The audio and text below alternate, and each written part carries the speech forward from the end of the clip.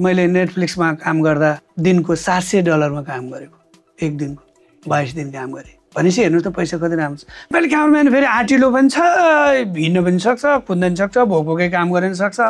कतिपय विदेशी क्यामराम्यानले ब्लड खिच्दिन, यो खिच्दिन, ऊ खिच्दिन भन्छ, तर हामी त खिच्न बानी पनि परिसक्यो होइन। अब गोली हानेर आएछ त खिच्छौँ हामी आँटिलो होइन।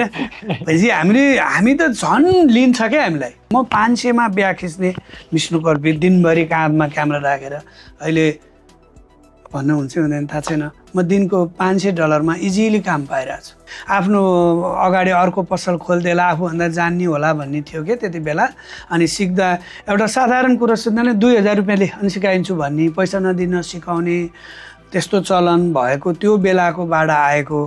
तपाईँहरू दुःख नमान्नुहोस्, मैले भ्याइन भने को तैँले पठाउँछस् त, कोही रेकमेन्ड गर्छस् भन्दाखेरि sorry I can't recommend any Nepalese cameraman भन्नुपर्ने स्थिति छ। कारण के भने मैले 1-2टा ट्राई गरेँ त उहाँहरूले गर्नु भएन, मैले गाली खाएँ। रेकमेन्ड गर्नु जस्तो ठुलो कुरो फेरि विदेशी उसमा केही भएन होइन। म विदेशीहरू यति धेरै डिरेक्टरहरूसँग काम गरेँ, नेटफ्लिक्समा पनि मैले काम गरेँ एज ए डिओपी, आफ्टर सक मैले खिचेँ होइन। भनेदेखि अहिलेको यङ केटाहरूलाई म भन्न चाहन्छु होइन, हामी भिजुअल ल्याङ्ग्वेजमा काम गर्ने मान्छेहरूले अहिले भिजुअलाइजेसन भइरहेको छैन क्या। It's looks like a demonstration of equipments क्या। इट्स यो चाहिँ अहिले जति भाइहरूले खिच्नुहुन्छ गिम्बल राखेर दौडिनुहुन्छ होइन, यो भिजुअलाइजेसन होइन के खास। भिजुअल ल्याङ्ग्वेजमा ट्रान्सफर्म गर्दाखेरि वर्ड टु इमेजको कन्सेप्टमा जानु पर्यो, स्क्रिप्ट टु स्क्रिनको कन्सेप्टमा जानु पर्यो। त्यो रिङटा लाग्ने गरी चाहिँ गिम्बल घुमाउने, ड्रोन माथिबाट उडाइ गरेर त स्टोरी त भनिँदैन नि। मैले नाम नभनु धेरै डिरेक्टरहरूलाई भनेको छु, त्यो हलिउडमा किन ड्रोन अपरेटर राम्रो रहेन छ कि डाक्टर साहब, त्यहाँ त धेरै ड्रोन सट राख्दैन त, चाहिएको ठाउँमा एप्रोप्रिएट ठाउँमा मात्र राख्छ। हाम्रो नेपालमा चाहिँ धेरै ड्रोन उडाइ गर्नुहुन्छ कि यताको उता पठाइदिने हो भन्थेँ मैले। कहाँ चाहिँ अडियन्सलाई लग्ने भन्ने नै छैन क्या। त्यो गिम्बलले छ, वेडिङ फोटोग्राफमा नि घुमाइ छ टाढो, त्यो जहाँ चाहिँ दिनुपर्ने ध्यान त्यो छैन क्या। अहिले नेपालमा हेर्नु सिरियस कुरा, धेरै डिरेक्टरहरूले चाहिँ विदेशी क्यामराम्यान ल्याएर खिचाइरहेको छ सिनेमा। किनभने म चाहिँ विदेशी एरिक भ्यालीले चाहिँ विष्णु कर्पीलाई मागिरहेछ होइन, बेनियर्सहरू ऊहरू चाहिँ विष्णु कर्पीलाई लिइरहेछ, नेटफ्लिक्सले चाहिँ विष्णु कर्पीलाई चाहिँ चुज गरिरहेछ। तर यहीँको नेपाली फिल्म मेकरहरूले चाहिँ विदेशी क्यामराम्यान ल्याएर खिचाइरहेछ। कारण भनेको दुःखका साथ भन्नुपर्छ, हाम्रा नेपाली डिरेक्टरहरूले स्क्रिप्ट नै बुझ्दैनन्। मैले कोही डाइरेक्टर साहबलाई, डाक्टर साहब यो किन यो सर्ट राखेन, मलाई एकदम मन पर्यो। के मन पर्यो त, त्यहाँभित्र फुल राखेको मन पर्यो कि हाँगा मन पर्यो कि त्यो निलो ट्याङ्की मन पर्यो, के मन परेर मन परेको चाहिँ थाहा छैन। तर हलिउडको जेनरली किन निलो ऊ गरे भन्दा निलो कलर चाहिँ चिसोको रङ हो क्या। 12 महिनामा 8 महिना चिसो हुने ठाउँको मान्छेले त्यहाँको कलर कन्स्ट्रक्सन कस्तो गर्छ, उनीहरू धेरै जस्तो चिसो त्यो बाफ आइरहेको। नमस्कार, शून्य नेपालमा यहाँहरूलाई स्वागत छ। आज हामीसँग नेपाली पत्रकारिता क्षेत्रमा, टेक्निकल क्षेत्रमा लामो समयसम्म काम गर्नुभएको एकजना पत्रकार हुनुहुन्छ विष्णु घिमिरे। हामी आज उहाँसँग उहाँका जीवनका बारेमा, उहाँको भोगाइका बारेमा कुरा गर्न गइरहेका छौँ। सर नमस्कार, स्वागत छ। सर कसरी यो जर्नी सुरु भयो पत्रकारिता, अनि कसरी सुरु गर्नुभयो? म चाहिँ लगभग 8 क्लास पढ्दै थिएँ। मेरो घर चाहिँ ललितपुरको गोदावरी बडीखेल हो, त्यहाँ नजिकै म सरकारी स्कुल किटिनी माध्यमिक विद्यालयमा पढ्दै थिएँ। अनि त्यति बेला मिन 50को बिदा, विन्टर भ्याकेसन जस्तो 2 महिना छुट्टी हुन्थ्यो, पुस र माघ सम्भवतः। अनि त्यो बेलामा चाहिँ मेरो मामा हुनुहुन्थ्यो, मेरो मामाहरू पनि 2 जना चाहिँ यही फोटोग्राफी स्टुडियो नै चलाउनुहुन्थ्यो। त्यति बेला पहिला पुतली सडकको दि एक्सपो भन्ने फोटो स्टुडियो थियो। यो 2044 सालतिरको कुरा हो। अनि त्यो बिदामा चाहिँ म मामाको स्टुडियोमा जान्थेँ। मलाई त्यस्तो फोटोग्राफीमा त्यस्तो इन्ट्रेस्ट त हुँदैन थियो त्यति बेला, तर मामाले चाहिँ बिल काट्न सिकाउनुहुन्थ्यो। त्यो फोटो खिचिसकेपछि बिल काट्दै यसरी काट्ने हुने, त्यो गर्दा गर्दै अनि त्यो मलाई चाहिँ ल खिच स्टुडियोमा सबै लाइट साइट मिलाएर त्यति बेला चाहिँ फिक्स एउटा सेटअप राखिदिएर तिमीले चाहिँ कहिलेकाहीँ मामा बिजी हुँदा अन्त कहीँ जाँदा चाहिँ मलाई थिचिदिनु अनि बिल काट्न त आइहाल्यो भनेर त्यो अपाचार स्पिडहरू राखिदिएर अलिकति फोकस यो क्लियर गर्ने मान्छे जस्तो छ त्यस्तै देखेपछि अनि थिचिदिने भनेर सिकाउनुहुन्थ्यो। म सम्भवतः 13 वर्षको थिएँ। मेरो जर्नी चाहिँ म 13 वर्षदेखि नै म फोटोग्राफी सुरुवात गरेँ भन्नुपर्छ। त्यति बेला अलिक सानो हुँदाखेरि त्यो ट्राइपोड अग्लो थियो, म चाहिँ कुर्सीमाथि चढेर अनि बक्स क्यामेरा हुन्थ्यो 120 अनि त्यसको भ्यू फाइन्डर चाहिँ त्यो यसरी ग्राउन्ड ग्लास भन्थ्यो। त्यो ग्राउन्ड ग्लासमा उभिएर यसरी हेर्नु पर्थ्यो अनि त्यहाँ हेरेर म खिच्थेँ। त्यसरी त्यहाँदेखि नै सुरु भएको। मिडियामा चाहिँ फर्स्टमा कुन मिडियामा गर्नुभयो, कहिले सुरु गर्नुभयो मिडिया?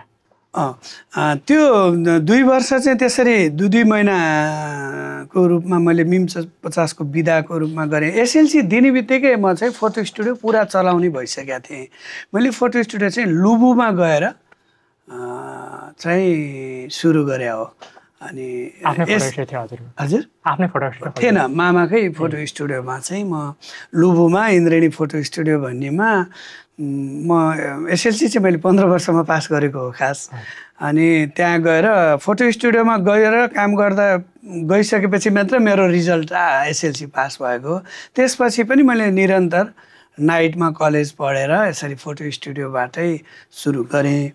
अनि 50 सालमा आएर चाहिँ मैले आफ्नै फोटो स्टुडियो चाहिँ ललितपुरको बाँडे गाउँमा आफ्नै फोटो स्टुडियो सुरु गरेको चाहिँ 2050 सालमा हो। अनि त्यो फोटो स्टुडियो चलाउँदै चाहिँ मैले भिडियो पनि सिकेँ। अब त्यस्तै साथीभाइ दाइ हुनुहुन्थ्यो, मेरो काकाको छोरा गुणदेव घिमिरे, उहाँले मलाई 1-2-4 दिन भिडियो सिकाइदिनु भयो। अनि म बिहा खिच्न गएँ। त्यति बेला VHS M3000 भन्ने मोडलको हुन्थ्यो त्यो।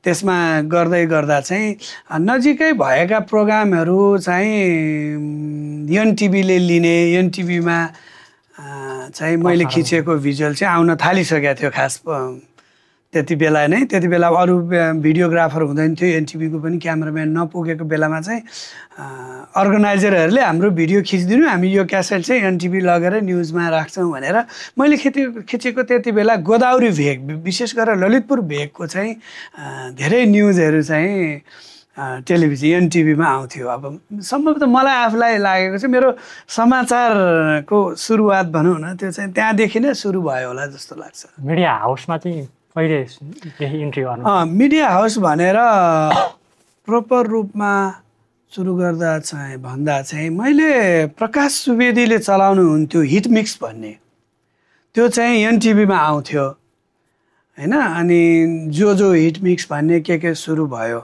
त्यो चाहिँ अनामनगरमा थियो उहाँको अफिस पहिला, प्रकाश सुवेदी रजतपट अङ्कल भनेर जसलाई चिनिन्छ। मैले उहाँबाटै भिडियोको फर्मल त्यो प्रोग्राम गर्न चाहिँ उहाँकैबाट सुरु गरे हो। त्यसपछि चाहिँ म नेपाल वानमा 2000 कति होला त्यो मैले ठ्याक्कै अहिले भन्छु 3-4 होला चाहिँ नेपाल वान टेलिभिजन भनेर टेलिभिजनमा चाहिँ एज अ क्यामेरा प्रमुख चाहिँ सुरु गरेको चाहिँ नेपाल वान भन्ने टेलिभिजन। यसरी मिडिया हाउसमा काम गर्न सुरु गर्दाखेरिको अनुभव चाहिँ कस्तो रह्यो हजुरको सुरुवाती दिनहरूमा? टेलिभिजनमा सुरु गर्दा के प्रकाश सुवेदीको त्यहाँदेखि जानु पर्यो कि हिटमिक्सदेखि नेपाल वानदेखि? हजुर।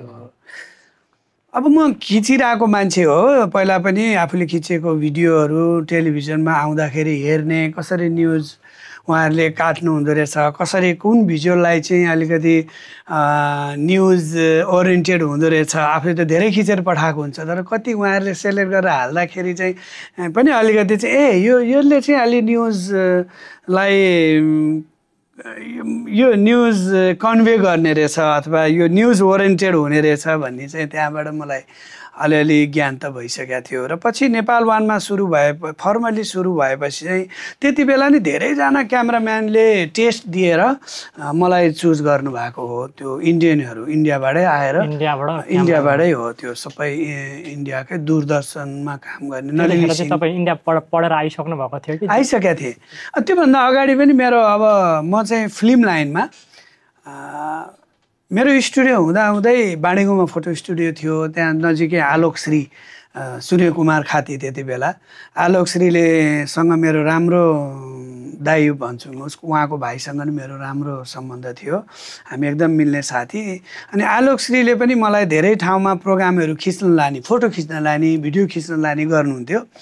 आलोकश्रीसँगै हाम्रो रवि लामी छाने उहाँहरूको एउटै टिम के होइन, यम बराल, पूर्ण परियार होइन, अनि हाम्रो एकदम भेटघाट भइरहेको थियो। यही क्रममा चाहिँ रामकृष्ण ढकालको आशीर्वाद भन्ने सिनेमा सुरु हुने भयो है। त्यसमा चाहिँ मलाई गोपाल कर्मचारीले गर्नुभएको, रामकृष्ण ढकाल पहिलो नायक भएर सुरु गरेको फिल्ममा चाहिँ मलाई स्टिल फोटोग्राफीको लागि चाहिँ रामकृष्ण ढकालले यो बाँडेगाउँमा मात्रै फोटो स्टुडियोमा बसेर भएन भाइ, जाउँ चाहिँ सिक्न पनि हुन्छ।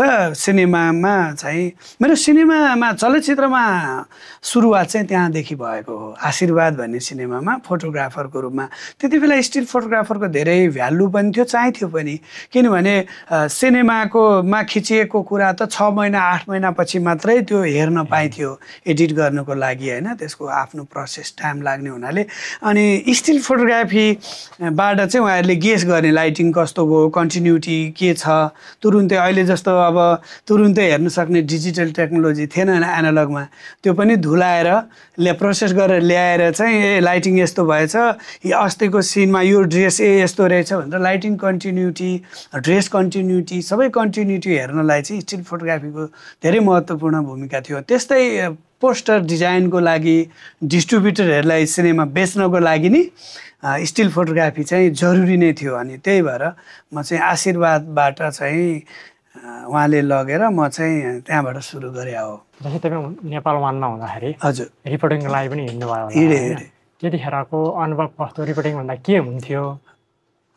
त्यति बेला रमाइलो। मलाई चाहिँ यो समाचारप्रति, समाचारलाई कस्तो समाचार हुन्छ, कस्तो समाचार हुँदैन, समाचारलाई कति किसिमले चाहिँ दर्शकलाई तान्न सकिन्छ, अथवा समाचारको प्रेजेन्टेसन चाहिँ कस्तो कस्तो पनि हुनसक्छ भन्ने कुरामा चाहिँ इन्डियाबाट आउने भएको हुनाले उहाँले नयाँ नयाँ खालको अलिकति चेन्जेसहरू त्यति बेला नेपालमा भएको टेलिभिजन अथवा न्युजमा भन्दा उहाँहरूको अलिकति पृथक शैलीहरू थियो। जस्तो फ्लास न्युज दिने नै नेपाल वानले सुरु गरेको हो। त्यो बेला त अगाडि फ्लास न्युज अथवा दिन सकिन्छ भन्ने थिएन, अथवा हामीसँग सफ्टवेयर थिएन अथवा के थियो।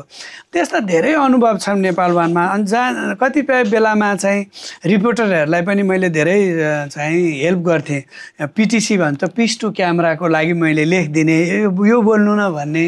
मलाई चाहिँ यो साहित्य र सङ्गीतमा पनि म धेरै रुचि राख्थेँ पहिलादेखि होइन। म शास्त्रीय सङ्गीत पनि सिकेको, अनि साहित्यमा पनि म नेपाली साहित्य लिएर पढेको पाटनमा। त्यो ब्याजमा चाहिँ म कलेज टप पनि गरेको एछिक नेपालीमा भएको हुनाले मलाई त्यो बोल्न लेख्नलाई चाहिँ अलिअलि इन्ट्रेस्ट लाग्ने भएको हुनाले कतिपय रिपोर्टरहरूलाई चाहिँ मैले लास्टको पिस टु क्यामेरा लेखिदिन्थेँ, यो बोल्नु न, यो बोल्नु न, यो बोल्यो भने राम्रो हुन्छ कि भनेर होइन। फर्स्ट रिपोर्टिङ चाहिँ केमा जानुभएको थियो हजुर, याद छ हजुरलाई? ठ्याक्कै याद चाहिँ भएन। मैले धेरैवटा त्यस्तो कहिलेकाहीँ रिपोर्टरको अभाव हुँदा, कहिलेकाहीँ क्यामराम्यान मात्रै जाँदा मैले त्यस्तो मनाङको कहाँ आर्मीहरूसँग जाँदा त्यस्तो गरेको छु। जस्तो तपाईँ पत्रकारिता अथवा मिडिया फिल्डमा लाग्दै गर्दा पारिवारिक दृष्टिकोण चाहिँ कस्तो थियो? पारिवारिक दृष्टिकोण त्यति राम्रो थिएन। अब क्यामराम्यान भनेपछि चाहिँ अब हुन चाहिँ त्यति बेला चाहिँ अब फोटोग्राफर यो खिच्ने भनेपछि अलिकति इज्जत प्रतिष्ठा भन्ने केही मान्छेले माया गर्ने, भ्यालु दिने होइन, त्यो चाहिँ थियो। तर घरमा चाहिँ कस्तो भने अब आय आर्जनको दृष्टिकोणले त मेरो तलब 8,500 थियो। हुन त त्यो बेलामा त्यो पनि धेरै थियो हुन चाहिँ होइन। तर घर खर्च चलाउन खासै पुग्दैन थियो कि त्यसले पनि खासै केही नहुने भएको हुनाले मेरो आफ्नै घरमा चाहिँ अरू सरकारी जागिर खाए हुन्थ्यो। मेरो बुवा पनि सुब्बासम्म भएर रिटायर हुनुभएको हुनाले घरमा चाहिँ अलिक सरकारी जागिर जागिर खाए हुन्थ्यो भन्ने थियो। त्यति धेरै खुसी हुनुहुन्न भन्नु न। क्यामेरा अनि दुःखको काम पनि अब क्यामेरा बोकेर दौडिया छ। त्यति बेला त अब ठुल्ठुलो क्यामेरा होइन, बेटा क्याम देखेर VHS हामीले त त्यो बेलुका त आइडेक्स लाएर सुत्नु पर्थ्यो। दिनभरि त्यो खिच्दा यहाँ होइन थिच्दा यो काँधमा त अहिले पनि मलाई लाग्छ म कहिले यसो छाम्छु मेरो यताको काँधभन्दा यताको काँधमा चाहिँ छाला बाक्लो जस्तो क्या त्यो हुन्छ नि त्यो छ त्यो किनभने त्यो काँधमा सोल्डरमा राखेर खिच्नु पर्यो होइन। अब अहिले जस्तो टेक्नोलोजी होइन। नेपाल 1 देखिको यात्रा तपाईँको अहिलेसम्म आउँदा कुन मिडियामा काम गर्नुभयो? नेपाल 1 पछि म चाहिँ अल जजिरा इङ्ग्लिस टेलिभिजनमा काम गर्न थालेँ। एज अ फ्रिलान्सरै हो। काम गरेको दिन चाहिँ पैसा पाइन्थ्यो, काम नगरेको दिन पाइन्थेन, तर रेगुलरै। त्यसपछि त्यो हुँदै म चाहिँ जर्मन टिभीमा पनि काम गरेँ। त्यो बिचमै जर्मन ARD1 भन्नेमा, जर्मन ARDमा सुरु गरेको चाहिँ त्यो लुक्लाको 12 जना जर्मनीहरू एउटा एक्सटेन्ड भएको थियो, एउटा कुन गोमा कि कुन एयरलाइन्स, अनि त्यो यति नै हो कि के हो, तारा हो कि के हो। त्यहाँदेखि चाहिँ मैले जर्मन टिममा पनि काम गरेँ, त्योसँग NHKमा पनि काम गरेँ होइन। अहिले पनि गरिरहेको छु, काम पाएपछि गरिरहेको छु। अनि बिबिसीमा चाहिँ विशेष गरेर डकुमेन्ट्री न्युज भन्दा पनि म डकुमेन्ट्रीहरू गरिरहेको छु गरेँ। त्यसपछि स्विस SRF भन्नेमा, अनि CNA च्यानल न्युज एसियामा पनि त्यति बेलादेखि नै म काम गरेँ। च्यानल न्युज एसिया भने सिङ्गापुरको नेसनल टेलिभिजन होइन।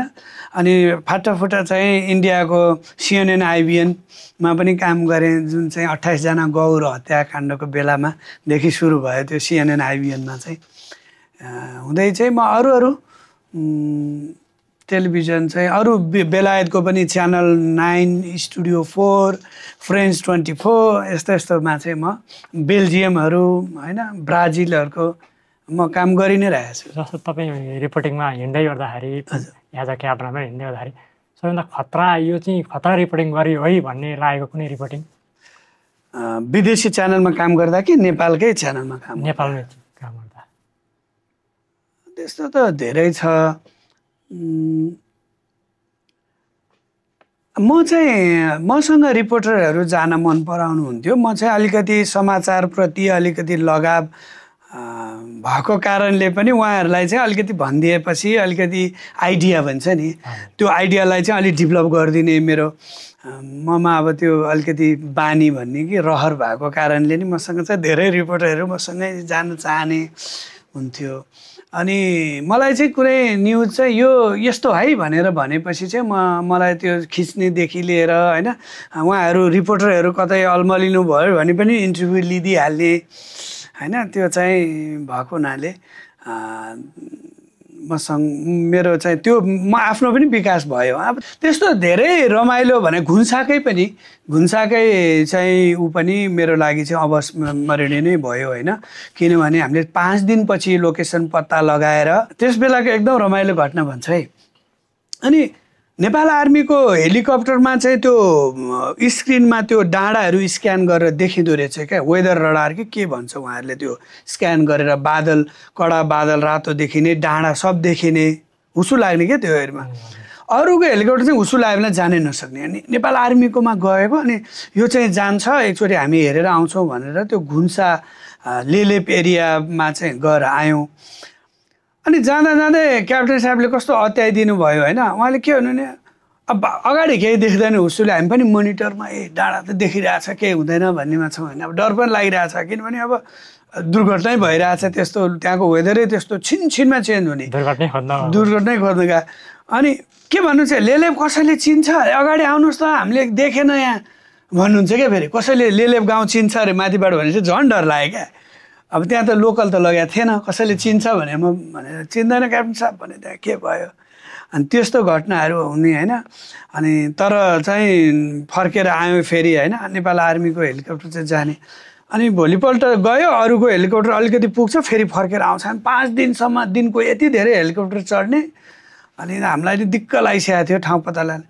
लास्ट दिन चाहिँ के हो भने हाम्रो त्यति अहिले त उहाँ मेरो भित्र त्यो एक्सिडेन्टमा पर्नुभयो नि गाडी कहाँ गाडी नै शुद्ध त्रिशुलीमा होइन माधव मुख्य सचिव पनि हुनुभयो त्यति बेला चाहिँ उहाँ पर्यटन सचिव हुनुहुन्थ्यो उहाँ चाहिँ कस्तो निडर लाग्यो भने होइन म यो पत्ता नलागे यहीँ सुत्छु बारीमा यहीँ घरमा आलु खान्छु म जाँदै जान्न भनेर चाहिँ बस्नुभयो क्या ल आज कोही पनि नजाने हामी यहीँबाट बरु हेली यहीँ राख्न मिल्छ भने यहीँ राख्ने सुकिटार नलाने पत्ता नलाइ चाहिँ भएन हामी चाहिँ भनेपछि त्यही दिनै लकिली एउटा हेलिकप्टरले पत्ता आर्मीकै हेलिकप्टर हाईमा गएर पत्ता लाग्यो त्यो घटना चाहिँ म कहिले बिर्सिनँ उहाँको त्यो आँट क्या म त्यो एउटा हुन्छ नि हाम्रो ब्युरोक्राट्सहरूले चाहिँ त्यो म यहाँबाट जाँदै जान्न यो चाहिँ आज भनेर त्यो आँट सचिव हुनुहुन्थ्यो सचिवले नै आँट गरेपछि चाहिँ त्यो सिचुएसनै चेन्ज हुँदो रहेछ क्या जस्तो रिपोर्टिङमा हिँड्ने क्यामराम्यानहरूमा चाहिँ के गुण हुँदाखेरि चाहिँ राम्रो हुन्छ जस्तो लाग्छ हजुरलाई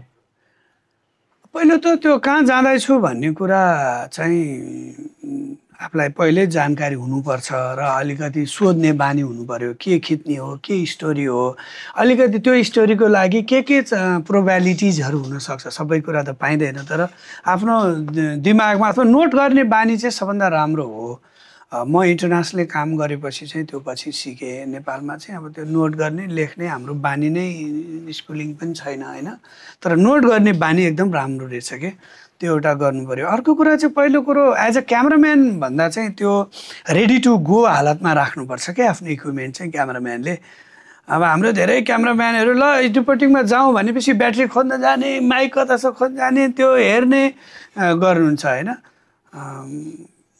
तर जेनरली राम्रोको लागि चाहिँ पहिला क्यामराम्यानहरूले चाहिँ आफ्नो गो रेडी टु गो भन्छ नि गो ब्याग भन्छ नि त्यो क्यामेरा र ग्याजेट चाहिँ रेडी ठ्याक्क बोकेर हिँड्ने हालतमा नै चाहिँ राख्या हुनुपर्छ क्या क्यामेरा कार्ड हो भने फर्मेट गरेर होइन अलिकति बाहिर जाँदैछ भने आउटडोरको सेटिङमा जेनरल होइन अनि अप्सनमा इन्डोर भयो भने तुरुन्तै बटन चेन्ज गर्ने गरी त्यो चाहिँ अलिकति वार जोन जसरी सोचेर चाहिँ काम गर्नु पर्यो अनि क्यामराम्यानले चाहिँ त्यो प्रिपरेसन हुनु पर्यो कहाँ जाँदैछु कति बेर लाग्ला त्यो ड्युरेसन शुद्ध के होइन आफूलाई कति ब्याट्री चाहिन्छ कति कार्ड चाहिन्छ कुन स्टोरी होला आफूले चाहिँ जेनरल त्यो यो स्टोरीको आलुको स्टोरी गर्न जाँदैछु आलु खेतीको भनेपछि चाहिँ अलिकति आफूले पनि त्यो बनाइराख्नु पऱ्यो क्या नोट आलुको क्लोजअप चाहियो एउटा इस्ट्याब्लिसिङ सर्ट्स अनि रिस्ट्याब्लिसिङ पनि हुन्छ होइन इस्ट्याब्लिसिङ गरेर मात्रै हुँदैन त्यसलाई फेरि पुनः रिस्ट्याब्लिसिङ पनि गर्छु यस्तो यस्तो हुन्छ आलु खनिरहेको मान्छे आलु बोकिरहेको होला त्यसपछि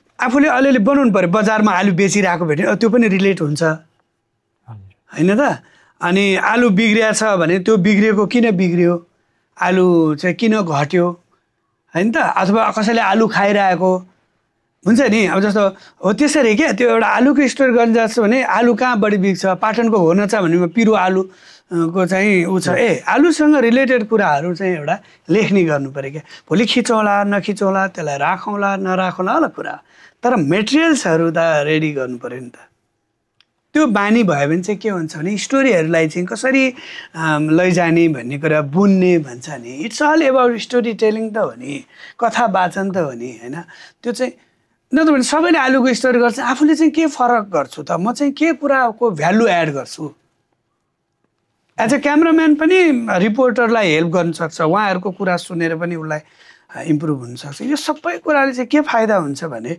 यो जर्नलिस्टहरू भिडियो जर्नलिस्ट अथवा फोटो जर्नलिस्टहरूले चाहिँ उहाँहरूलाई झन् बढी सिक्ने चाहिँ एउटा अपर्च्युनिटी छ किनभने डिफ्रेन्ट रिपोर्टरहरूसँग काम गर्दाखेरि फरक खालको उहाँहरूको चाहिँ आफूले सिक्ने मौका पाउनुहुन्छ नि त दरबारिया शासनमा चाहिँ पत्रकारिता गर्न कतिको गाह्रो थियो हाम्रो त्यो किन गाह्रो नहुने त्यो चाहिँ त्यति बेला अब तपाईँको दरबारमा नारायटीमा जानुपर्दा चाहिँ अब अलिकति भनौँ न क्यामेरा चिफ नै जानुपर्ने अरूलाई पठाएर खासै नहुने अब त्यो राम्रो कुराको लागि पनि होला अब दरबारमा भनेपछि त्यो अब दौरा सुरुवालै लाउनु पर्ने मेरो जुत्ता एक दिन नमिलेर चाहिँ उहाँ इन्सपेक्टरको जुत्ता मागेर कालै जुत्ता लाएर होइन दरबारभित्र जानुपर्ने ड्रेस कोड पनि ठ्याक्कै मिल्नु पर्यो अनि जहाँ भन्यो त्यहीँबाट मात्रै खिच्नु पर्यो त्यो त एउटा कुरो पाटो भयो त्यो बाहेक अरू कुरा गर्दा नि राजाको पछाडिबाट चाहिँ खिच्न नपाउने होइन अलिक अस्वाभाविक अथवा त्यस्तो कुराहरू धेरै नै सेन्सरसिप थियो नि त्यो यो गर्न पाउने यो नपाउने भन्ने त थियो नि। अहिले जस्तो चाहिँ जसले जे भने नि हुने, जे गरे नि हुने त थिएन। तपाईँको आफ्नो दृष्टिकोणमा अहिले नेपालको पत्रकारिता चाहिँ कुन बाटोमा गइरहेको छ? अब म त्यसलाई दुईटा रूपले हेर्छु। एउटा चाहिँ नेपालको पत्रकारिता राम्रै बाटोमा गइरहेछ भन्न मन लाग्छ, तर अर्को साइडबाट हेर्दा चाहिँ हाम्रो पत्रकारिता चाहिँ सधैँ इन्डियन साइडको पत्रकारिता अथवा उनीहरूकै जस्तो प्रेजेन्टेसनबाट गाइडेड भयो क्या। हामीले छुट्टै किसिमले गरौँ, हामी पनि अलिकति चाहिँ एउटा हुन्छ नि नेपालीपन, मौलिक तरिकाले पत्रकारिता गरौँ भन्ने चाहिँ भएन। अनि हाम्रो पत्रकारिता पनि त्यही अन्धाहरूले हात्ती समाए जस्तो होइन भयो क्या। त्यो नबुझेर कपी गर्दाखेरि के हुन्छ भने त्यो कसैले डोरी भेटे भन्छ, कसैले नाङ्लो भेटे भने जस्तै छ क्या अहिले पनि पत्रकारिता। अहिले तपाईँले टेलिभिजनमा देखिराख्नु भएको छ, अब समाचार विस्तारमा भनेर भन्छ, त्यो भनिराख्नुपर्छ र एउटा टेलिभिजनको एउटा एङ्करले अब समाचार विस्तारमा भन्यो भने सबै टेलिभिजनले त्यही भनिरहेको छ होइन। त्यो त होइन नि त होइन। अनि समाचार भन्दाको हाउभाउ पनि कस्तो लाग्छ भने एकदम रोबोटले बोले जस्तो टेलिभिजन समाचार भने यसरी बस्नुपर्ने होइन, टक्क नमस्कार गरिरहेको हुन्छ। It looks like the robot होइन।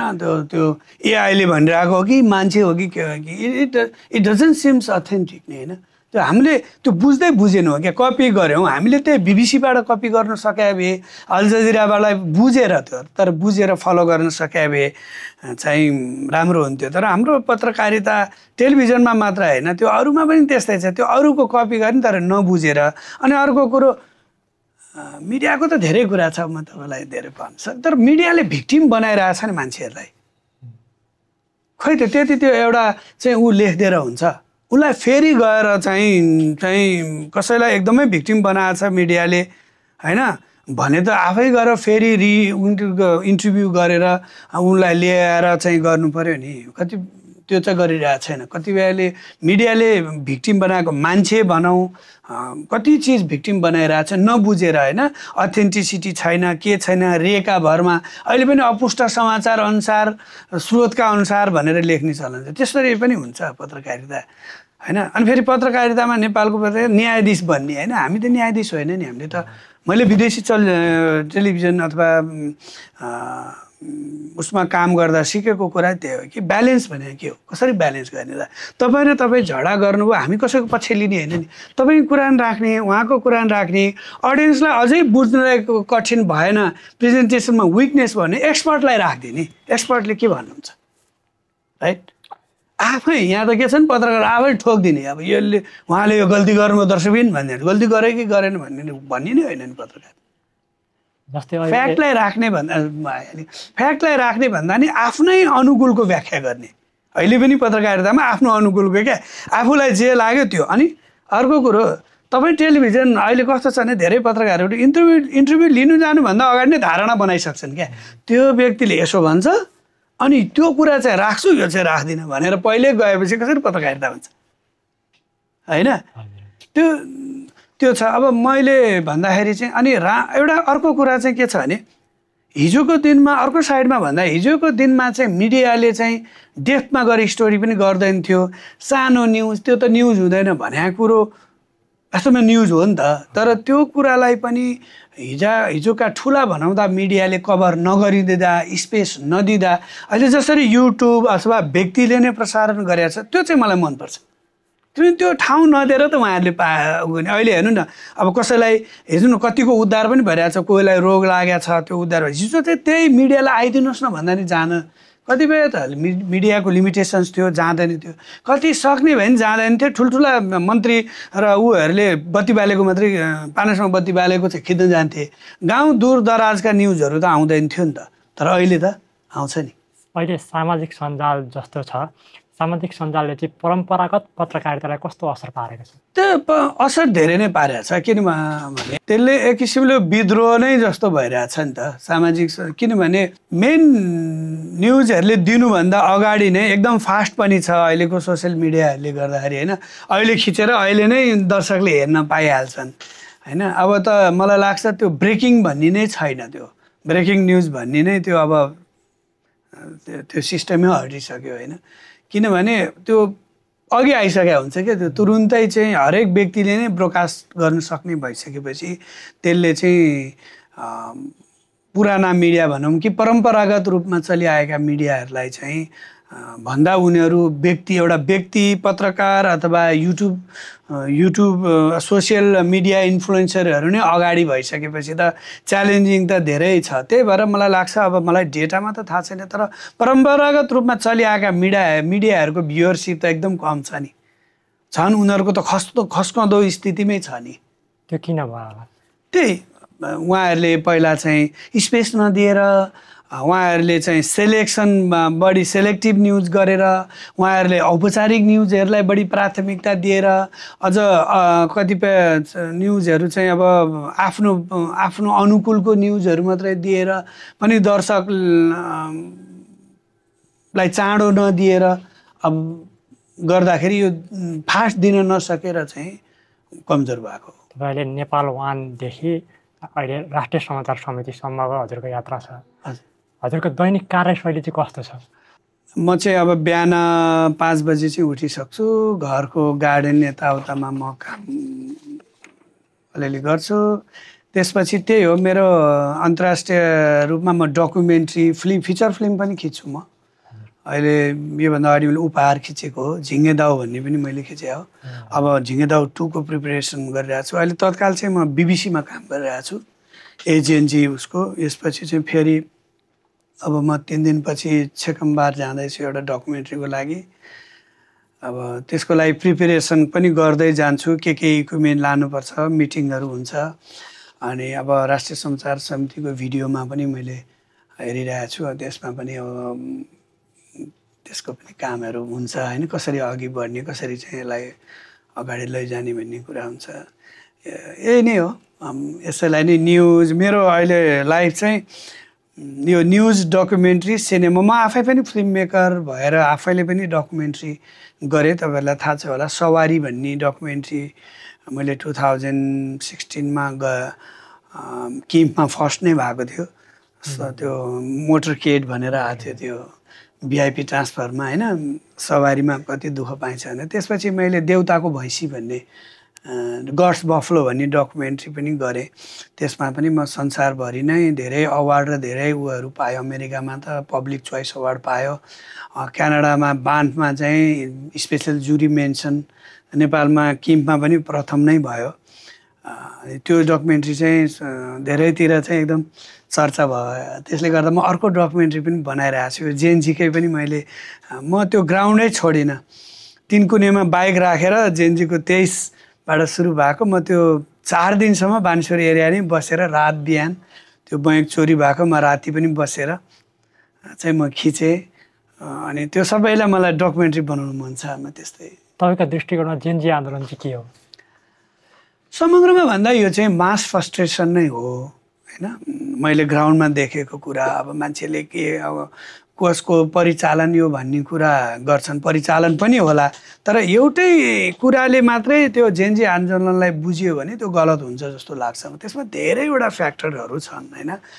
यो समग्रमा भन्दाखेरि हामी गाउँघरमा चिया पसलमा बस्दाखेरि पनि त के यङहरूले कसरी कुरा गर्थ्यो, अहिलेको नेता काम छैन, यो पुरानो भयो भन्थ्यो नि त होइन। आखिर भने उनीहरूप्रति एउटा विद्रोह त छ भन्ने कुरा चाहिँ त थियो नि त। तपाईँ यङलाई कुनै पनि गाउँघर दूर दराज जसलाई सोध्नुहोस् न, अब भ्रष्टाचारी हो यो नेताहरूप्रति, पुरानो पार्टीप्रति अथवा सिस्टमप्रति उहाँहरूको वितृष्णा चाहिँ एकैचोटि पोखिया हो।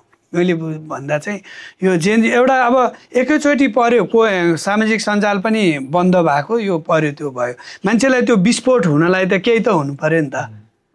यो सिधै भन्दाखेरि यङहरूमा भएको एउटा चाहिँ मास फ्रस्ट्रेसन हो, त्यो रिलिज भयो भन्छु म होइन। त्यो अब त्यो राम्रो गरेर भयो कि नराम्रो गर्यो, ध्वंस गरेर भयो कि आगो बालेर भयो कि धुवामा परिणत भयो, त्यो अलग कुरा, त्यो अर्को विश्लेषणको पार्ट हो। अनि मलाई अर्को पनि लाग्छ अब जेएनजी आन्दोलन कसैले पनि आयोजनै गर्यो भने नि यो रूपमा आउँदैन, किन त्यो एउटा फ्रस्ट्रेसन रिलिज भइसक्यो। त्यो रिलिज गर्दाखेरि कसरी गर्छ होइन, त्यो मान्छेको आफआफ्नो होइन अथवा भिडको आफआफ्नो त्यो भिड मैले भन्दाखेरि त भिडमा कस्तो भने कसैले नगर पनि भन्छ, कसैले गरी पनि हाल्छ, हुँदैन पनि भन्छ, हानि पनि हाल्छ, कसै अर्डर दिन्छ होइन ठोकिदिउँ भन्छ, एउटाले अल भन्छ, हुँदैन पनि भन्छ। मैले त मसँग छ, मैले देख्दाखेरि चाहिँ त्यो भिड भनेकै त्यही हो क्या, त्यो मास फ्रस्ट्रेसन भनेकै त्यही हो, त्यो कसैको कन्ट्रोलमा हुँदैन। कहिले अहिले नगर भन्ने धेरैजना भयो भने गरे पनि छैन, कसैले ठोकिदिउँ भने ठोकिदिउँ पनि भन्छ होइन। त्यो मैले राम्रो भयो भन्न खोजेँ होइन, तर त्यो फ्रस्ट्रेसन रिलिज हुँदाखेरिको त्यो पाडी आउँदाखेरि के हुन्छ, कुनै ताल फुट्दाखेरि त्यो एकतिर मात्रै जान्छ त, कहाँ जान्छ के गर्छ भनेपछि त्यस्तै हो क्या। तपाईँलाई यो फिल्डमा आउनको लागि चाहिँ प्रेरणा दिने कोही व्यक्ति अथवा केही घटना कसरी सम्झिनुहुन्छ?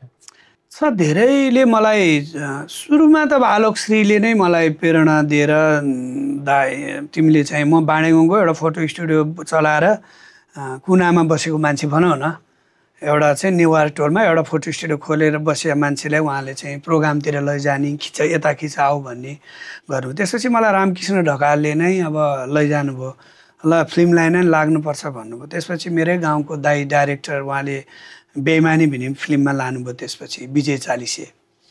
त्यसपछि मलाई ज्ञानेन्द्र देउजाले पहिलो ब्रेक हिफाजत फिल्म ल खिच, म चिफ एसिस्टेन्ट पनि नगरेको मान्छे, तर डिजिटल सिनेमाटोग्राफीमा अध्ययन भएको कारणले उहाँले चाहिँ ल हिफाजत मेरो म बिग्रिन्छ अनि छवि ओझा म 4 दिनमा फ्रस्ट्रेट भएर खिचौँ कि नखिचौँ भइसकेको थियो क्या। मेरो प्याटर्नमा काम गर्ने पुरानो मेरो टिमले चाहिँ साथ नदिने, म यताबाट लाइट हान भन्ने, उनीहरू होइन भन्ने, त्यस्तो भएपछि म त सक्दिनँ होला, म त नखिचौँ भनेर भन्दाखेरि छवि ओझा चाहिँ यस्तो प्रोड्युसर हो, भाइ बिग्रियो भने 50 लाखको सिनेमा मेरो बिग्रिन्छ, तिमी खिच, आजदेखि तिमीले जे भन्यो त्यही हुन्छ, मेरो बिग्रियो तिमी ढोकाले खिच भन्ने हो क्या। हिफाजत भन्ने फिल्म जसले नाफा पनि कमायो होइन, मेरो पहिलो फिल्म चाहिँ हो। धेरै व्यक्तिले चाहिँ मलाई यो फिल्ममा चाहिँ ल्याउनलाई सहयोग गर्नुभयो। त्यस्तै पछि आएर त अब सुबिना श्रेष्ठ होइन, रम्यता लिम्बू, एरिक भ्याली देखि चाहिँ केसाङ छेतेनहरूसँग पनि सिकेँ मैले। केसाङ छेतेनकै 3-4वटा डकुमेन्ट्री गरेँ होइन, कास्टवे म्यानदेखि लिएर ट्रिमलिङ माउन्टेनदेखि लिएर। अनि इन्टरनेसनली मलाई अब अहिले त धेरै विदेशी डिरेक्टरहरूसँग नि म काम गरिरहेको छु र अहिले साउथ अफ्रिका मैले सकेँ भने डकुमेन्ट्री गर्नु बेला बेला गइरहेको छु। अहिले धेरै विश्वका अरू डिरेक्टरसँग नि म काम गरिरहेको छु। जस्तो तपाईँको यो क्यामेरा लाइट बाहेकका अरू रुचिहरू के छन्? रुचिमा सङ्गीतमा छ, सङ्गीत र साहित्य भने म लेख्न मनपर्छ, गीत कविता। अहिले चाहिँ मलाई के लागिरहेछ भने मेरो त्यो एक्सपिरियन्स अथवा यो देखेको कुरा होइन, लेख्न मन लागिरहेछ क्या। अब चाहिँ लेख्नु पऱ्यो क्यारे, फेसबुकमा अहिले कहिलेकाहीँ झोक चल्यो भने 2-4 लाइन लेख्छु, त्यसले चाहिँ भएन भन्ने हिसाबले मलाई चाहिँ त्यो अब 25 वर्ष नाग्यो नि मिडियामा पनि। अब धेरै नेताहरूको घर घर पनि गएको छु, सफल जीवन भन्ने थियो, हरेक नेताको बिहानदेखि बेलुकासम्म पनि खिचेको छु, उहाँहरूको कुरा सुनेको छु। अनि एज अ क्यामराम्यान चाहिँ कस्तो लाग्छ भने होइन, हामी हेडफोन लाएर घन्टौँ इन्टरभ्यू लिन्छौँ नि, त्यो हामीले कति ज्ञान पनि सिकिरहेको छौँ नि त, राम्रो नराम्रो। जसो भने हामी त विभिन्न सेक्टरका मान्छेको इन्टरभ्यू लिनुपर्छ होइन, महावीर पुनको इन्टरभ्यू ल्यायो भने त त्यहाँबाट कति कुरा दुइटै कानमा माइक ल्याएर सुन्दा कति क्लासै लिए जस्तो हो नि त होइन हामीले चाहिँ। अनि त्यो गर्दा पनि मलाई चाहिँ कस्तो लाग्छ भने एउटा राम्रो क्यामराम्यानले ध्यान दिएर सुन्नेले धेरै ज्ञान प्राप्त हुन्छ, त्यो ज्ञानलाई चाहिँ लेख्नुपर्छ कि भनेर हिजो आज म चाहिँ लेख्न सुरु चाहिँ गरेको छु। जस्तो तपाईँलाई भनिहालेँ, अब मान्छेले सबैले भ्रष्टाचार हटाउनुपर्छ भन्छ क्या होइन, भ्रष्टाचार कसरी भइरहेछ, भ्रष्टाचार कहाँ हुन्छ, त्यो हटौँ भनेर एकछिनमा हट्ने हो र भने, कसैले घुस नलिँदैमा भ्रष्टाचार घट्ने हो र हट्नेहरू होइन नि। भ्रष्टाचार त सिस्टमबाट भइरहेछ नि त, सिस्टमले नै भ्रष्टाचार गर भनिरहेछ। तपाईँलाई एउटा सानो उदाहरण दिन्छु, किन सरकारी कार्यालयमा फाइल लगेर 1 नम्बरमा दिने, जति नम्बरमा पुरा हुने त्यो चाहिँ इन्ड पोइन्ट हो, 10 नम्बरमा फाइल कम्प्लिट हुन्छ किन भनिँदैन? किन चाहिँ एसेन्डिङ अर्डरमा बढ्दो क्रममा राखिँदैन नि? तपाईँ यातायातमा जानुहोस्, मालपोतमा जानुहोस्, 4 नम्बरमा जाएर तोक लगा भन्छ, 6 नम्बरमा दर्ता गर भन्छ, अर्को 10 नम्बरमा के गर भन्छ, किन भने? भ्रष्टाचार त्यहीँबाट सुरु भएको हो क्या। तपाईँले सरकारी कार्यालयमा एउटा कागज दिइसकेपछि त्यहाँ एप्रुभ भनेर सही गरेपछि त्यो सरकारी भयो। अब 10 नम्बरमा तपाईँको फाइनल हुन्छ, एनाउन्स हुन्छ, तपाईँको नाउँ भने भएन। किन चाहिँ तपाईँ नै फाइल लिएर चाहिँ त्यो कोठाबाट त्यो कोठा, त्यो कोठाबाट त्यो कोठा, त्यो कोठाबाट त्यो कोठा किन राखे भने? त्यो डिभाइड एन्ड रुल भने जस्तो भद्रगोल बनाऊ त दुःख देऊ अनि कमाऊ भने त हो नि। त्यहाँ हेर्नु नि त्यहाँ कति दलाली गर्नेहरू बिराए हुन्छन्, गाह्रो हुन्छ नि होइन भनेको किन भ्रष्टाचार ऐनभित्रै भ्रष्टाचार गर भनेको छ क्या सिस्टम नै भ्रष्टाचार गर भनेर बनाइदिने अनि भ्रष्टाचार हटा भनेर हुन्छ हरेकमा त्यही छ तपाईँ कागजमाथि कागज खोज्ने कागजमाथि कागज खोज्ने होइन नागरिकताको फोटोकपी मागेको छ यो मागेको छ ऊ मागेको छ त्यो किन चाहिँदैन कसले चाहिँ आज चाहिँ अन्तर्क्रिया गर्यो कसले रिसर्च गर्यो कसले ऊ गर्यो अहिले पनि हेर्नु न नागरिक एप्स भनेको छ त्यो लागु नै हुँदैन होइन के गाह्रो छ 3 करोड कति भयो नेपालको जनसङ्ख्या तिनका सब डेटा राखेर त्यहीँबाट गर्न के गाह्रो छ के गाह्रो छैन तपाईँ बायोमेट्रिक लिइसकेका छ भने त तपाईँ हरेक सरकारी कर्मचारी एउटा अफिसले अर्कोलाई मान्दैन एउटा मन्त्रालयले अर्कोलाई मान्दैन उताबाट कागज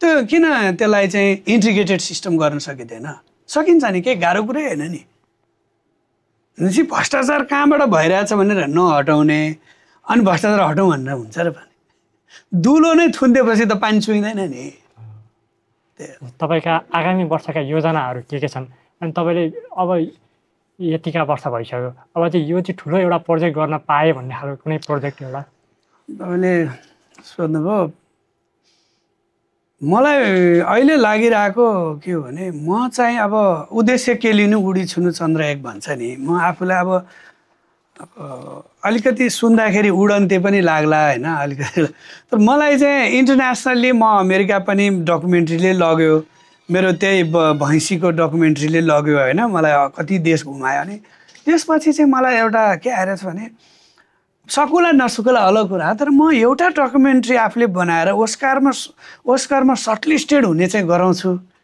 भन्ने एउटा त्यो एउटा उद्देश्य चाहिँ छ त्यो मलाई आफूलाई चाहिँ म एउटा भए पनि डकुमेन्ट्री चाहिँ ओस्कारमा सर्टलिस्टेड गराउनु पाएँ भने पनि म चाहिँ मेरो लाइफ चाहिँ आफूलाई चाहिँ म सन्तुष्टि हुन्थेँ भन्ने लाग्छ हुन त म अहिले पनि सन्तुष्टि छु किनभने म चाहिँ बियोन्ड माई एक्सपेक्टेसनै गरेँ म एउटा साधारण फोटो स्टुडियोमा काम गरेको मान्छे के आशा हुन्छ ल्याब खोल्न पाएँ भन्ने हुन्थ्यो अनि टेलिभिजनको क्यामेरा बोक्न पाएँ त अब स्वर्गै पुगे जस्तो लाग्थ्यो आफूलाई होइन हुँदै गर्दा म सिनेमा खिच्दै इन्टरनेसनल्ली सम्भवतः मैले घमण्ड गरेँ होइन मैले जति इन्टरनेसनल प्रोजेक्ट नेपाली क्यामेराम्यान कसैले पनि गरेको छैन होला अहिलेसम्म होइन ओस्कारमा 2 चोटि मेरो भाग्य पनि होला मेहनत पनि होला होइन सबै कुरा जोडिया होला कि ओस्कारमा 2 चोटि नोमिनेसनमा पुगिसक्यो एरिक भ्याली जस्तोले पत्याएर म चाहिँ उहाँको डकुमेन्ट्री खिचेर पनि सकेँ बियोन्ड द क्लाउड्स अहिले पनि उहाँसँग काम गरिरहेको छु भने चाहिँ मैले चाहिँ ओस्कारमा as a Nepali film maker चाहिँ एउटा भए पनि डकुमेन्ट्री चाहिँ सर्टलिस्टेड गराउन पाएँ मलाई जित्नु पनि पर्यो होइन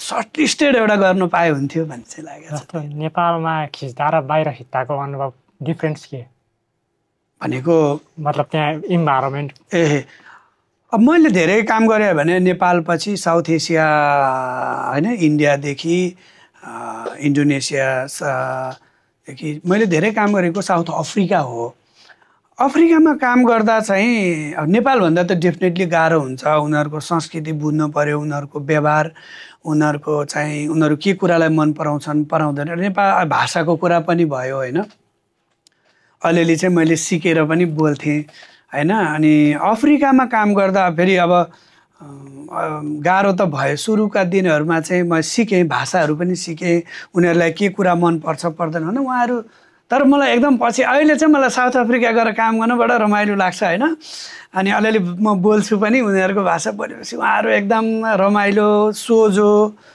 खराब मान्छे चाहिँ जहाँ पनि हुनुहुन्छ अनि सुरुमा जाँदा चाहिँ कस्तो भने हामीलाई सिमिङ्गा भने क्या गोरे भने जस्तो हामी गोरो हुन्छ नि त हामी नेपाली पनि उनीहरूको अगाडि अनि गाउँभरि एउटा गाउँमा अनि उहाँहरूको जनसङ्ख्या चाहिँ एकदम धेरै हुने अनि 4-5वटा घरको बिचमा यसो क्यामेरा लिएर गयो कि त्यो बच्चाहरूले पुरा घेर्ने क्या सिमिङ्गा भन्दै हाम्रो घरतिर हामी खैरे भन्दै हिँड्थ्यौँ नि पहिला त्यस्तै आउने होइन कोही हात समाउने कोही के भन्ने कोही उनीहरूको भाषामा तपाईँको यो छाला के भएको भन्ने एउटा बच्चाले त मलाई उनीहरूले चाहिँ त्यो पोलेको मान्छे मात्रै यस्तो हुन्छ नि त उनीहरूको ब्ल्याकमा त्यो आगोले बर्न भएको मान्छे तपाईँलाई कहिले पोलेको भनेर सोधेँ क्या अनि म त हाँसेर भने त्यो त रुला जस्तो तपाईँलाई कहिले पोलेको भन्छ क्या अनि मैले हाम्रो चाहिँ ट्रान्सलेटर उसले मलाई के भनेको भने तिम्रो चाहिँ छाला कहिले पोलेको यो पोलेर यस्तो भएको भनेको अनि मैले पोलेको होइन बाई बर्थ नै यस्तो हो भनेर भने होइन कस्तो रुला जस्तो गरेर भनेको पहिला सुरुमा त मलाई त्यो बुझ्न र उहाँहरूको कुरा बुझ्न नि गाह्रो भयो। अब युगान्डामा चाहिँ जाँदाखेरि चाहिँ कस्तो छ भने त्यो गाउँमा जाँदा चाहिँ त्यो गाउँको मुली भने जस्तो थकाली भने जस्तो त्यहाँ चाहिँ विभिन्न हिंसा जातीय हिंसा भएको ठाउँहरूमा जाँदा चाहिँ पहिला त्यहाँको मेन मान्छे भनौँ न गाउँको मुखिया भने जस्तो त्यसको अथोरिटी लिएर त्यसलाई चाहिँ होइन ग्रेटिङ गरेर उसँग बसेर चिया खाइदिएर उहाँलाई हामीले के गर्न आएको बताएर अनि मात्रै ल जाऊ अब हाम्रो गाउँमा तपाईँलाई स्वागत छ भनेपछि मात्रै गर्नु पाइन्छ। अनि त्यो गरेपछि सबैले सहयोग गर्ने डिफ्रेन्ट छ, रमाइलो छ अहिले चाहिँ। तर सुरुमा चाहिँ मलाई अफ्रिकामा काम गर्नु त डेफिनेटली गाह्रो भयो। सुरुमा म इथियोपिया पढेँ होइन, अनि इथियोपियामा अलिक फरक छ तर अलिकति बुझिसकेर त्यसको संस्कृति हामी नेपालीको एउटा सजिलो चाहिँ के हो हामी जे कुरा नि एडजस्ट गर्न सक्छौँ। अब खाना पनि हाम्रो कतिपय कुरा होइन उनीहरू पोसो भन्छ हामी ढिँडो भन्छौँ, उनीहरूको अलिक साह्रो हुन्छ अलि हाम्रो हुन्छ, त्यो मिल्छ क्या कतिपय मिल्छ हामी एडजस्ट गर्न सक्छौँ। जस्तो अब नयाँ आउने पत्रकार अथवा क्यामेरा फिल्डमै आउने नवा युवा पुस्ताहरूलाई चाहिँ के सल्लाह दिन चाहनुहुन्छ अन्तिममा? विशेष गरी क्यामराम्यानहरूलाई मेरो इच्छा के भन्न चाहन्छु भने म त एकदम फोटो एकदम बेसिकबाट धेरै दुःख गरेर एउटा मेसिन हेर्न पनि कति महिना लाग्यो, सिक्न पनि त्यस्तो सिकाउन जान्ने पनि थिएन, सबै हिट एन्ड ट्रायल मेथडबाट सिकाउने बेला थियो होइन। सिक्न नि सिकाउँदैन थिए पनि मान्छेहरूले, आफ्नो अगाडि अर्को पसल खोलिदिएला आफूभन्दा जान्ने होला भन्ने थियो कि त्यति बेला। अनि सिक्दा एउटा साधारण कुरो सिक्दा नै 2000 रुपियाँले अनि सिकाइन्छु भन्ने, पैसा नदिन सिकाउने त्यस्तो चलन भएको त्यो बेलाकोबाट आएको। अनि मलाई चाहिँ त्यही कुरा खड्केर म चाहिँ कलेज पढाउन अहिले पनि म चाहिँ सिकाउन भनिसकेपछि 1 घन्टा भए पनि म टाइम दिएर जान्छु क्या, त्यो मन लाग्ने। मैले होइन मैले पुलिस हेडक्वार्टरमा पनि मैले पढाइरहेको छु, आर्मीलाई पनि पढाइरहेको छु, ओस्कर कलेजमा पनि 1.5 वर्ष पढाएँ मैले, एभरेस्टमा नि पढाएँ, हजुर ओस्कर कलेजमा पनि 1.5 वर्ष पढाएँ होइन। अरू पनि कुनै पनि आयोजना भयो त्यो भने पढाइरहेको छु 2 दिन 3 दिन 1 हप्ता होइन, क्यास कोर्सहरू। मलाई पढाउन चाहिँ मन चाहिँ छ किनभने त्यो मैले धेरै दुःख पाएर सिकेको के। अब त्यो भएको म इन्डिया जाने किताब ल्याइदिनु भन्ने होइन, त्यो बेलामा कोही विदेश गएको छ भने केही नमाग्ने, म किताब फोटोग्राफी सम्बन्धी बुक ल्याइदिनु ल भन्ने थियो। अब इन्टरनेट थिएन, यस्तो थिएन अहिले जस्तो होइन। र त्यही भएर नयाँ भाइहरूलाई के भन्छु भने म त एउटा साधारण 4 कक्षामा एबिसिडी पढेको मान्छे त अहिले विदेश गएर विदेशीहरूको प्रोजेक्टमा काम गरिरहेको छु। मेरो भनौँ न बियोन्ड माई एक्सपेक्टेसन, मेरो यस्तो आशा उनै थिएन गरिरहेको छु भने तपाईँहरूले त धेरै गर्नु सक्नुहुन्छ। अहिले त बच्चैले इङ्ग्लिस पनि राम्रो छ हाम्रोभन्दा होइन, अनि उहाँहरूलाई सिक्नु पनि गाह्रो छैन। अहिले त गुगलमा तपाईँले what is 3 point lighting, what is lighting system भने पनि नै आउँछ होइन, होला त्यहाँभित्र पनि करेक्सन गर्नुपर्ने कुराहरू त्यो भएको हुनाले अनि धेरै डिमान्ड छ। मलाई कस्तो दुःख पनि लाग्छ भने अहिले मैले भ्याइन भने तपाईँहरू दुःख नमान्नुहोस्, मैले भ्याइन भने को तैँले पठाउँछस् त, कोही रेकमेन्ड गर्छस् भन्दाखेरि sorry I can recommend any Nepalese cameraman भन्नुपर्ने स्थिति छ। कारण के भने मैले 1-2टा ट्राई गरेँ त उहाँहरूले गर्नु भएन, मैले गाली खाएँ। रेकमेन्ड गर्नु जस्तो ठुलो कुरो फेरि विदेशी उसमा केही होइन होइन। म विदेशीहरू यति धेरै डिरेक्टरहरूसँग काम गरेँ, नेटफ्लिक्समा पनि मैले काम गरेँ एज ए डिओपी, आफ्टर सक मैले खिचेँ होइन। भनेदेखि त्यो रेकमेन्ड गर्न नि मलाई हात काम छ क्या। किनभने किन त्यस्तो भयो भन्दा हाम्रो क्यामराम्यानहरू बेसिक त्यो के भने प्रोसिजरै फलो गर्नुहुन्न क्या।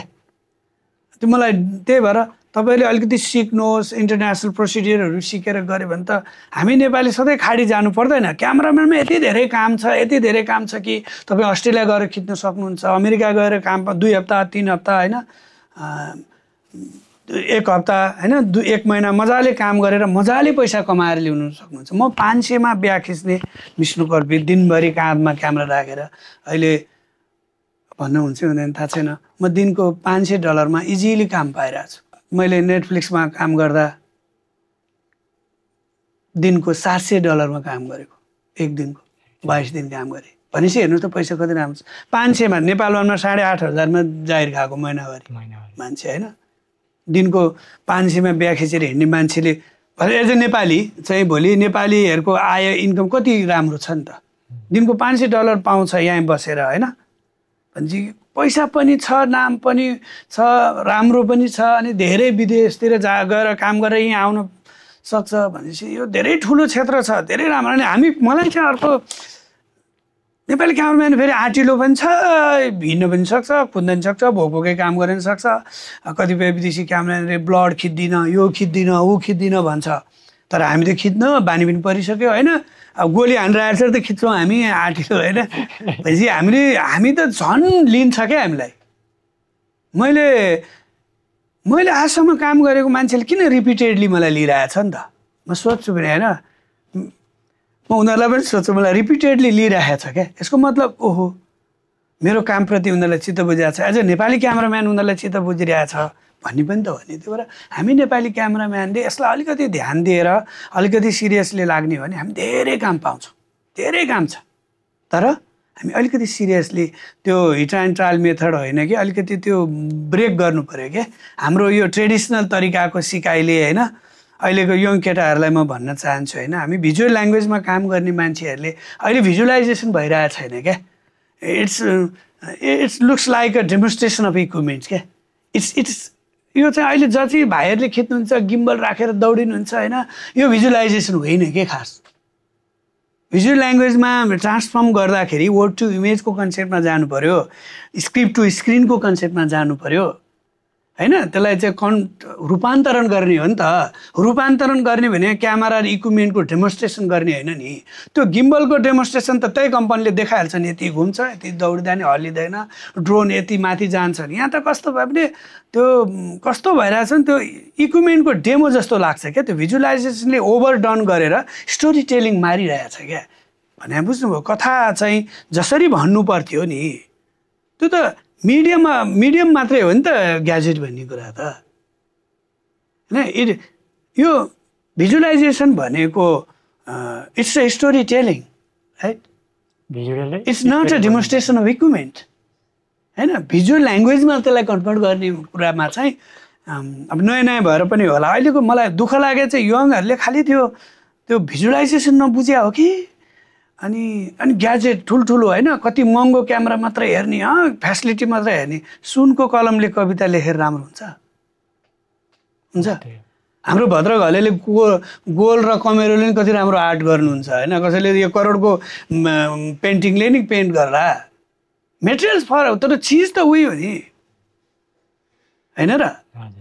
त्यही भएर हामीले के बुझ्नु पऱ्यो भने अहिलेको यङ नेपाली टेक्निसियनले चाहिँ यो डेमोन्स्ट्रेसन भइरहेछ कि म त हेर्छु जथाभावी ड्रोन उडाइरहेछ, स्टोरी कहाँ लैजानु पर्थ्यो। तपाईँको दर्शकले चाहिँ तपाईँको एक्सप्रेसन अफ होइन स्टोरी टेलिङ हेर्नु खोजे, एक्सप्रेसन हेर्न खोजिरहेको बेलामा उसले चाहिँ गिम्बलले घुमाइदिन्छ भनेपछि डिस्ट्र्याक्ट भएन।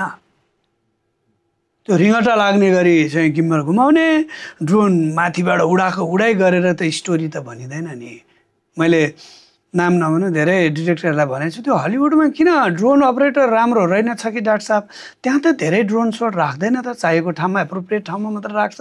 हाम्रो नेपालमा चाहिँ धेरै ड्रोन उडाइ गर्नुहुन्छ कि यताको उता पठाइदिने हो भन्थेँ मैले।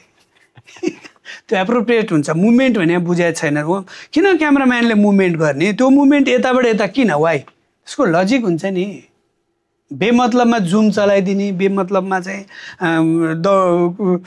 ट्र्याकिङ गरिदिने, बेमतलबमा ड्रोन उडाइदिने, घुमाई। अहिलेको वेडिङ फोटोग्राफी हेर्नु त्यहाँ स्टोरी नै छैन, कपी सबैले यसो गरेको छ त्यसै गरेर राख्छ।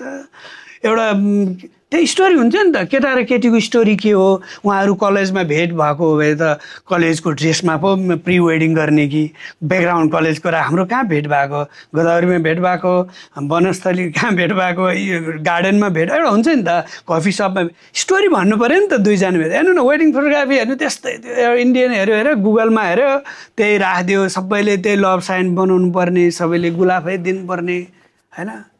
उसले आइसक्रिम दिएको थियो कि, अथवा उनीहरूको भेट चाहिँ उनीहरूको स्कुलमा चाहिँ त्यो हुन्थ्यो नि, हामीलाई बरफ भन्थ्यो नि, बरफ बेच्न ल्याउने हुन्थ्यो, त्यहाँबाट हुनु पऱ्यो नि।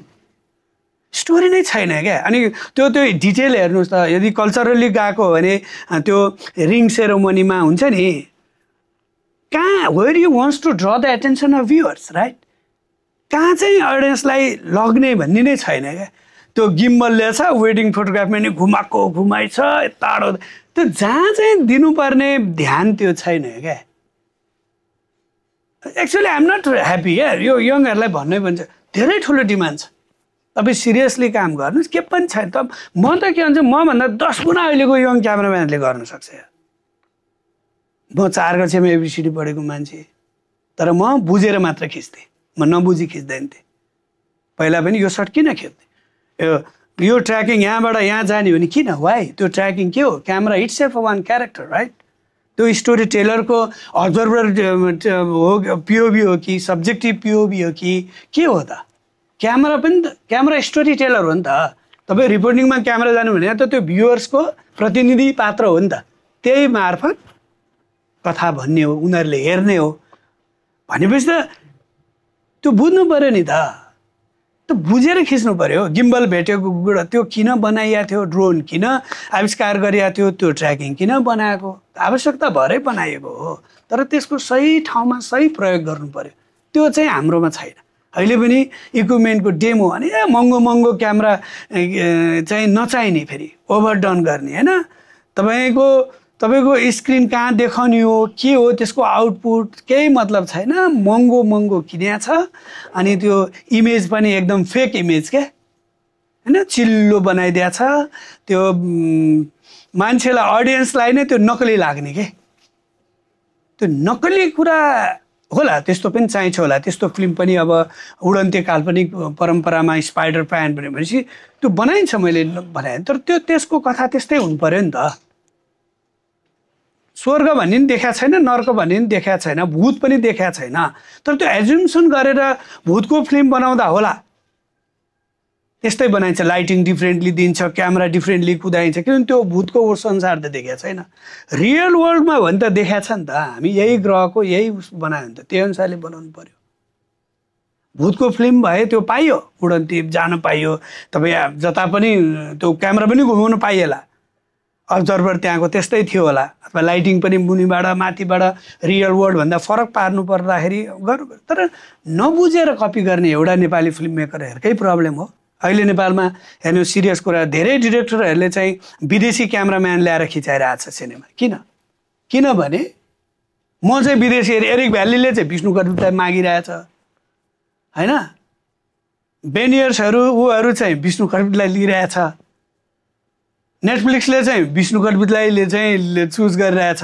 तर यहीँको नेपाली फिल्म मेकरहरूले चाहिँ विदेशी क्यामेराम्यान ल्याएर खिचाइरहेछ कारण भनेको दुःखका साथ भन्नुपर्छ हाम्रा नेपाली डिरेक्टरहरूले स्क्रिप्ट नै बुझ्दैनन् त्यो स्क्रिप्टलाई कसरी ट्रान्सफर गर्ने आफू नबुझ्ने अनि क्यामेराम्यानलाई खिचाउने अनि के गरिरहेछ नबुझेर भन्ने के अनि किन यस्तो भयो भन्दा त्यसको कथा स्टोरी चाहिँ के हो भने विदेशी एक्जिबिसनमा लग्यो फिल्म लाँदाखेरि पहिला त नेपालको लुक्स होइन त्यो उसले चाहिँ सेलेक्ट गर्छ फर्स्ट स्टेप त जान्छ पछि त फ्यालिदिन्छ अनि त्यो फालेपछि के कमजोरी हो भनेर यसरी सोद्धाखेरि अब होइन डिनर सिनर हुन्छ हुँदाखेरि चाहिँ यो camera work is not good it doesn't look quite some problem भनेर लगाइदिन्छ उनीहरूले तेरोमा क्यामेरामा केही प्रब्लम छ भनेर लगाइदिन्छ तर डाइरेक्टरले भनेर गरे हो नि त क्यामेराम्यानले होइन त्यो कुरा त उसले रियलाइज गर्दैन उसले भन्छ कि अब खैरे ल्याएर खिचाएपछि त मलाई माथि लगिदिइहाल्छ यसले भनेर लिएर आएको हो कि तर त्यो पनि राम्रो ल्याएको छैन सब त्यो